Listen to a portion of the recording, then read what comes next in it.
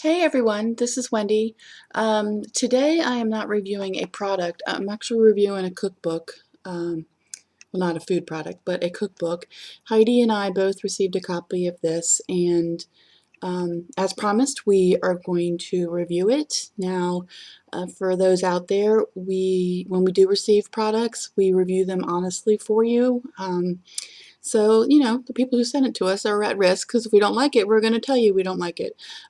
So, what we're going to do with this cookbook is myself and Heidi and her husband are going to try out a few recipes, and we're going to come back and give you a review of how well the recipes actually worked as they're displayed in the book. But today I want to show you the book as if you're picking it up on the shelf and give you some highlights on what you can find inside.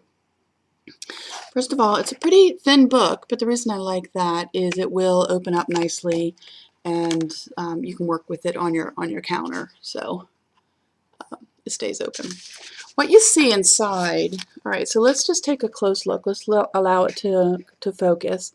What we have here is on each page, it has the name of the recipe. Underneath of it, it tells you what it's free from. So it's already gluten, egg, and dairy free, but at the top it also tells you other ingredients that it is free of. And at the top it just gives you a little tidbit of information. Each page has a little bit of something that you can learn, and then all the ingredients and step-by-step instructions. And in the lower corner it gives you calorie and protein and all that good stuff, carbohydrates. So you can see. So that's a general layout of a recipe page. Over here it tells you what it yields, like how many servings. So it's pretty well laid out.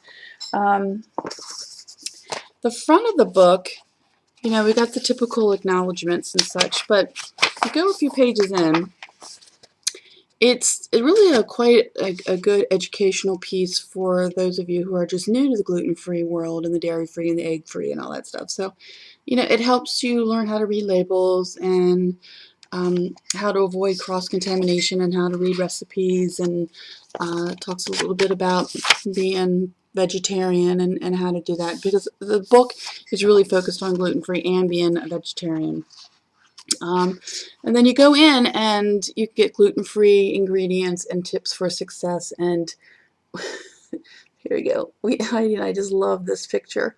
But this is the feel throughout the whole book. It's fun-hearted and but has good information that you can really depend on. So it talks about ingredients and like, what the heck is xanthan gum? Yeah, we'll find that a lot throughout the gluten-free world.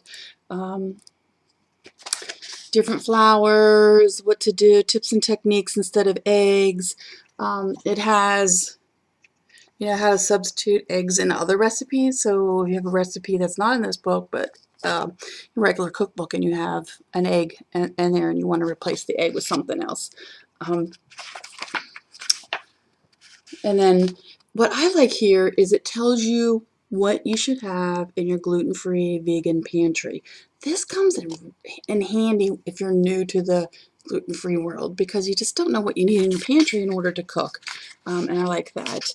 It even gets into like kitchen equipment and such. So it really is a good starter for that. So while it says the allergy-free cook bakes bread, it's a lot of sweetbreads, like banana breads and stuff like that. So it's definitely like biscuits and pumpkin maple biscuits. It's just got some creative stuff in there. So